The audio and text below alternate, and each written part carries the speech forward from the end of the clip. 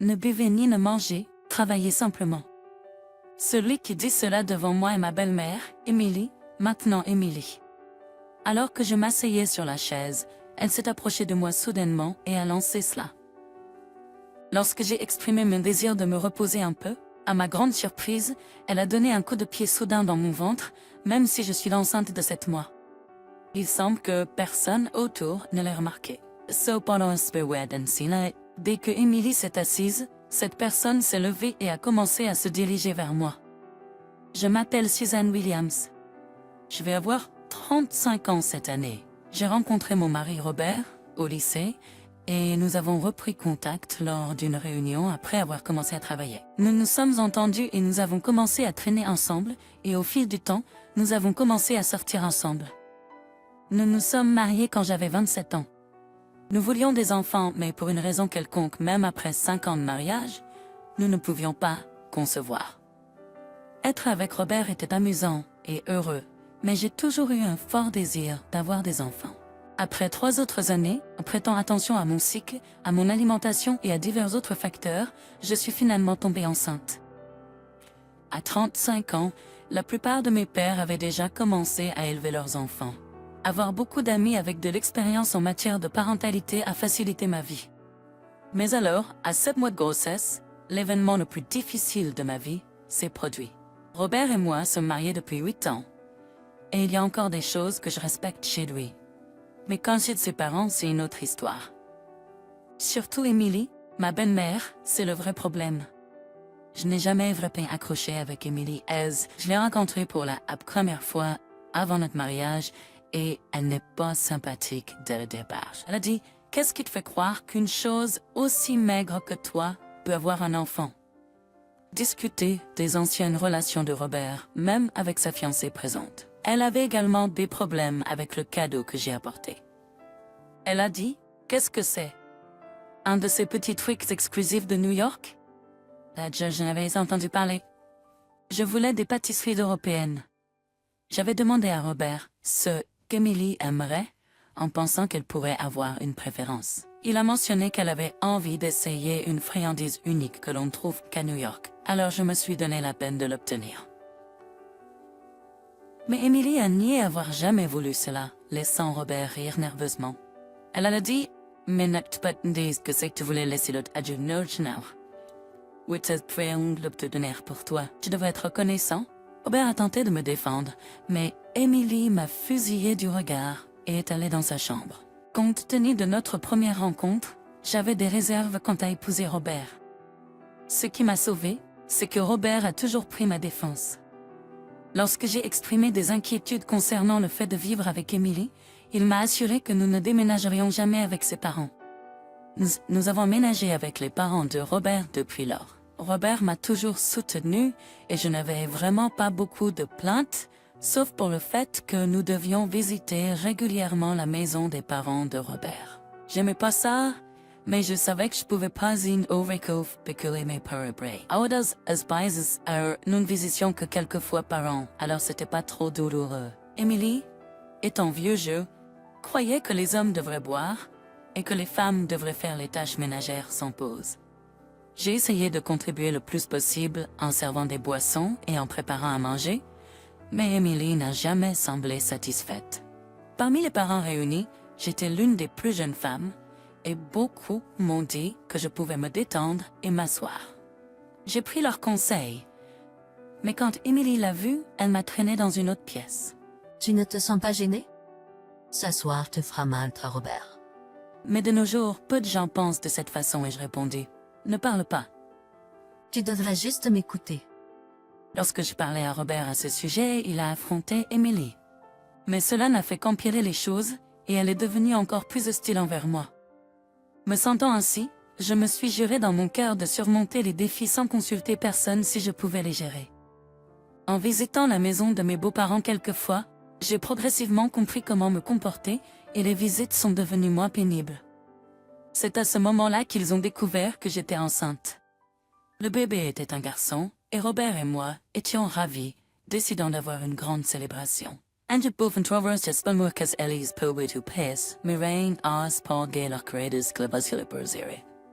Entendant cela, Emily a commencé à suggérer que sa famille devrait également avoir une célébration chez eux.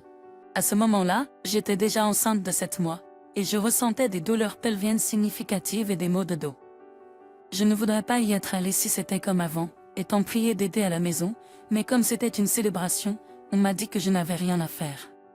Le jour du rassemblement, lorsque j'arrivais chez les beaux-parents, non seulement les parents de mon mari étaient présents, mais d'autres parents s'étaient également présentés. Ils voulaient tous célébrer avec nous. Honnêtement, j'ai été surpris parce que je ne m'attendais pas à ce que tous les parents viennent. Mais cela signifiait qu'ils attendaient avec impatience la naissance de notre bébé. J'ai choisi une place à la fin de la table afin de pouvoir facilement m'éloigner si nécessaire. Tout le monde a commencé à boire de l'alcool au toast, mais comme j'étais enceinte, je me suis contentée de boire du thé. Pendant que je m'asseyais et appréciais mon repas, je me suis sentie toucher l'épaule. C'était Emily qui avait l'air mécontent. Je me demandais si j'avais fait quelque chose de mal, mais ce n'était pas ça. Elle a dit « Hey, qu'est-ce que tu fais assise là? Être enceinte n'est pas une excuse pour éviter le travail. Tu devrais aussi venir m'aider. » Elle a exigé « Je ne serais pas venue si je savais qu'il y aurait du travail, et pour le bien de mon enfant à naître, je voulais rester aussi détendue que possible. » Mais Emily semblait ne pas en tenir compte et a continué à insister, même après que j'ai expliqué les difficultés d'être enceinte de 7 mois. Elle n'entendait rien de tout ça. Réticent, j'ai commencé à l'aider, mais bientôt mon corps n'a plus pu en supporter et je me suis effondrée sur le sol. Me sentant incapable de rester debout plus longtemps, j'ai trouvé un moment où Emily n'était pas là pour m'asseoir sur une chaise de cuisine. Depuis la cuisine, je pouvais entendre le rire joyeux des parents réunis dans le salon. J'ai entendu dire que vers le 7e mois, les bébés peuvent entendre des sons, alors je suis heureuse que mon bébé puisse entendre ces voix joyeuses. Soudain, Tina de notes est revenue et elle était curieuse. Une belle fille devrait travailler sans s'arrêter, sans manger ni boire. Avec cela, elle a donné un coup de pied vers mon ventre. J'ai instinctivement protégé mon ventre, mais le pied d'Emily a effleuré mon côté. L'impact était si douloureux que je suis tombée par terre, me tordant de douleur. J'espérais que quelqu'un autour de moi m'aiderait, mais comme le salon avait une vue limitée sur la cuisine, personne ne semblait remarquer. Cependant, à y regarder de plus près, quelqu'un semblait regarder mais ne fit rien pour intervenir ou arrêter Emily. Juste parce que tu es la belle-fille ne signifie pas que tu peux te laisser aller. Je ne t'ai jamais aimé. Et si l'enfant n'était même pas de Robert? Emily cracha. J'avais besoin d'une pause, alors je suis retournée dans le salon. Avec tous les parents là-bas, je pensais qu'Emily n'oserait pas me faire de faire les peines. En fait, une fois que je suis entrée dans le salon, elle ne fit rien d'autre que me dévisager. Robert, en fait, n'était pas venu à cette réunion. Malheureusement, il avait du travail et allait nous rejoindre après avoir terminé son quart de travail du matin. Ainsi, je me sentais assez vulnérable sans lui là. Au milieu de mon malaise, mon beau-père, Harry, est venu et s'est assis à côté de moi. « Tu vas bien? Tu as l'air un peu déprimé. Emily ne t'a-t-elle rien fait plus tôt? Je n'ai pas bien vu car j'ai une mauvaise vue, mais il m'a semblé que vous aviez un désaccord. Si quelque chose s'est produit, s'il te plaît, dis-le-moi. » J'étais hésitant à tout dire à Harry, mais j'ai décidé de tout lui raconter.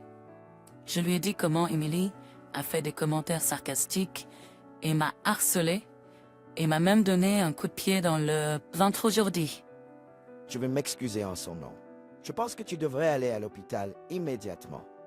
Robert va arriver ici sous peu, alors fais-le te conduire. Un Harry furieux et silencieux était vraiment effrayant. C'était toujours un homme de peu de mots. Peut-être que ce sont des gens comme lui dont il faut avoir peur quand ils se mettent en colère. Je lui ai laissé le soin de gérer ça et j'ai attendu dans le salon pour Robert.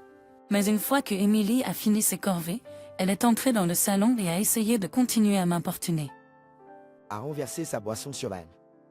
Tout le monde autour, y compris les parents, était choqué et ont commencé à murmurer. « Qu'est-ce que c'est, Harry? S'agit-il d'alcool? » Pourquoi tu fais ça? Les femmes ne sont-elles pas censées travailler sans manger ou boire? N'es-tu pas une femme aussi? En entendant cela, les parents ont commencé à chuchoter entre eux. Que veut-il dire? Les femmes devraient travailler sans manger ou boire? Je lui ai dit ça aussi, n'est-ce pas? Elle m'aide plutôt. En entendant les mots d'Harry, Les parents se sont regardés avec stupéfaction. Ce n'est pas vrai. Qu'est-ce qui n'est pas vrai? Les membres de la famille ont demandé. Tu réalises ce que tu as fait? Frapper une femme enceinte à l'estomac? Les membres de la famille se sont encore plus inquiétés à cette révélation. Elle a donné un coup de pied dans le ventre de Suzanne. Ils ont exclamé. C'est Agnetoué. Voyant ses actions exposées devant tout le monde, Emily a commencé à paniquer et a commencé à chercher des excuses. Non, c'est pas vrai, a-t-elle dit. Je ne l'ai pas frappé, c'était juste un léger coup. Suzanne ment pour m'incriminer, a affirmé Emily. Cependant, il semblait que tout le monde était de son côté. Ils se sont placés devant elle, la protégeant d'Emily. Au fur et à mesure que l'argument se poursuivait, nous avons entendu la voix de Robert. Depuis l'entrée, il semble assez calme aujourd'hui, a-t-il dit en entrant dans le salon. Robert semblait avoir du mal à comprendre la scène qui se déroulait devant lui. Que s'est-il passé, a-t-il demandé. Il semble qu'Emily ait soi-disant donné un coup de pied à Suzanne dans le ventre. Elle le nie. Quoi, a-t-il aimé? Elle sait que Suzanne est enceinte, n'est-ce pas? Il a demandé. Robert s'est demandé. Tout d'abord, il semblait que personne ne faisait confiance à Emily. Emily était harcelée par des parents. Je ne veux de l'argent par espion, par sec pour vous, mais je peux plus le supporter. C'est et que tu veux faire Arvin, qu'est-ce que c'est que ça? Qui penses-tu qui t'a élevé? J'ai été élevée par papa. Il travaillait dur pour soutenir notre famille et quand il rentrait à l'an, il nous préparait des repas simples. Il nous emmenait même au parc d'attractions pendant ses jours de congé. Tu as-tu jamais fait pour moi? Je t'ai mis au monde. Est-ce que ce n'est pas assez? Il semblait qu'Emily ne se souvenait de rien de ce qu'elle avait fait pour Robert après y avoir réfléchi pendant un moment. Elle est exaspérée et Harry a boulevard le plus. J'ai réfléchi à ce qu'il fallait faire et honnêtement, je veux m'éloigner de vous. Que veux-tu dire par t'éloigner? Je veux dire que je veux divorcer.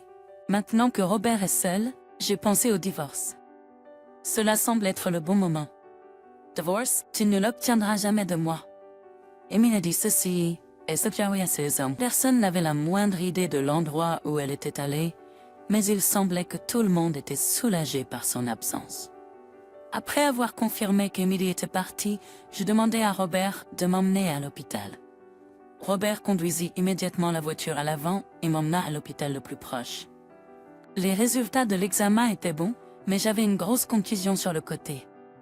Le médecin a dit que cela devrait guérir avec le temps.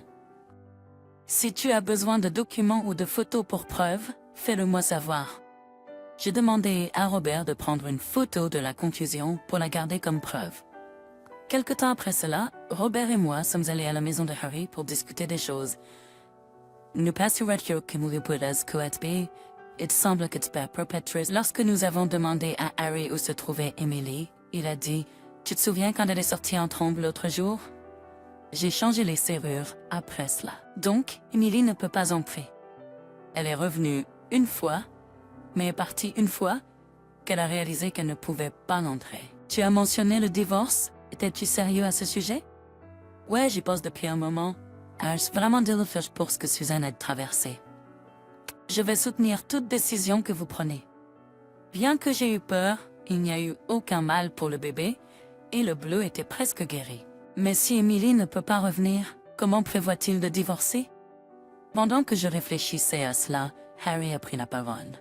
Il s'avère qu'il a déjà engagé un avocat de premier ordre, expérimenté dans les affaires de divorce. Selon Harry, il semble qu'Emily ait une liaison avec un homme célibataire vivant à proximité. Il a gardé le silence sur sa liaison, craignant de perturber Robert, mais il a décidé d'agir. De plus, il y a de fortes chances qu'Emily séjourne maintenant chez son amant et il a envoyé un avis juridique là-bas. Il devrait arriver bientôt, mais qui sait ce qui va se passer. Le plan initial pour cette discussion était de tenir Emily à l'écart, mais s'il divorce, peut-être que c'est bien si nous visitons la maison de Harry. Pourquoi ne pas venir vivre avec nous? Nous avions précédemment dit que nous ne voulions jamais vivre ensemble, alors Robert et Harry m'ont regardé avec stupéfaction. Et pas sûr de pourquoi a fait une telle suggestion. Mais je me sentais reconnaissant envers Harry pour m'avoir aidé. Harry avait de mauvais genoux et vivre seul serait difficile. L'envoyer dans une maison de retraite ne semblait pas juste. Alors, je pensais que vivre avec nous serait la meilleure solution. Et avec Harry, vivre ensemble pourrait même être amusant. Au début, Harry était réticent, mais après plusieurs discussions, il a accepté. Donc, il a été décidé, nous allions vendre la maison de Harry et l'avoir emménagée avec nous. Vous ne savez jamais quand Emily pourrait débarquer, et si elle est signifiée avec des papiers de divorce, elle pourrait riposter. Donc, nous avons décidé que Robert devrait prendre quelques jours de congé du travail pour se concentrer sur le déménagement. Quelques jours après le déménagement réussi de Harry, je recevais un appel d'Emily, criant, demandant où Harry avait disparu. Apparemment, Emily avait cassé une fenêtre et était entrée dans la maison, sans savoir comment arrêter l'alarme stridente. Cependant, la famille avait déjà vendu la maison, et de nouvelles personnes y vivaient, donc Emily faisait intrusion. Juste au moment où je pensais qu'elle avait fait quelque chose d'extravagant, Emily a laissé échapper un petit cri. Toujours au téléphone, je pouvais entendre les sirènes de police en arrière-plan, et peu de temps après, une voix d'un officier, puis l'appel a été interrompu. Emily a fini par être arrêtée pour effraction et introduction par effraction, alors j'y suis allée la voir avec Harry et un avocat. « Suzanne, qu'est-ce que tu fais ici? Je ne veux rien avoir à faire avec toi. Je ne veux rien avoir à faire avec toi non plus. C'est pourquoi je veux un divorce. C'est pourquoi j'ai apporté l'avocat aujourd'hui. Je vous l'ai dit, je ne vais pas divorcer. Je ne le ferai jamais, quelles que soient les supplications d'Emily. Elle et Harry ont finalement divorcé. Emily était assez difficile, même créant une scène à la station de police et devant être maîtrisée. Bien que Harry ait ressenti de la pitié pour Emily et n'ait pas exigé d'aliments de sa part, je me sens si mal de vous laisser payer. Non, je compterai sur vous deux à partir de maintenant, alors laissez-moi faire ça pour vous. Je pourrais même voir mes petits-enfants sous peu. Je suis un homme chanceux. Pendant le dîner, Harry, ému, a commencé à pleurer. En le voyant, Robert et moi avons également commencé à pleurer, ce qui a valu à notre groupe quelques regards étranges de la part du personnel du restaurant, un souvenir que nous chérissons tous. Quelques mois plus tard, je suis sauve de naissance un petit garçon. Tant la mère que l'enfant allaient bien, et on a dit que c'était l'une des naissances les plus fluides. Peut-être que des pures ginkut estli et collègues clinaitwisque por classe pendant des grosses squirrel. Le bébé est si petit, je me sentais comme si je le perdais des yeux pendant une seconde. Il disparaîtrait. Bien que ce soit principalement ma responsabilité de prendre soin de notre fils, Robert et Harry ont dit qu'ils aideraient de toutes les manières possibles. Comme ils l'avaient promis, Robert ferait des courses comme l'épicerie et le nettoyage des assiettes lorsqu'il rentrait à la maison, et Harry s'occuperait du bébé. Je peux me concentrer sur prendre soin de mon fils, et je ne ressens aucun signe de dépression post-partum. Bien que j'ai autrefois une disposition instable, je ne ressens plus rien de tout cela. Je pense que c'est parce que je vis une vie heureuse. Je ne l'ai jamais dit à personne, mais au début de mon mariage, le harcèlement d'Emily était si grave que j'ai envisagé de divorcer Robert. Mais Robert est toujours resté à mes côtés et m'a aidé. Il y avait encore des je ne pouvais pas le supporter. Maintenant, cependant, je me sens chanceux d'avoir des relations et je suis heureux de ne pas avoir divorcé. Emily, bien qu'elle soit méchante et désagréable, est quelqu'un dont nous n'aurons plus à nous occuper.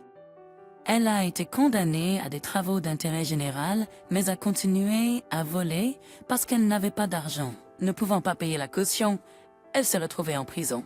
Je ne dirais pas que l'argent est tout, mais en voyant la situation d'Emily, ça donne l'impression que sans argent, le bonheur est difficile à atteindre.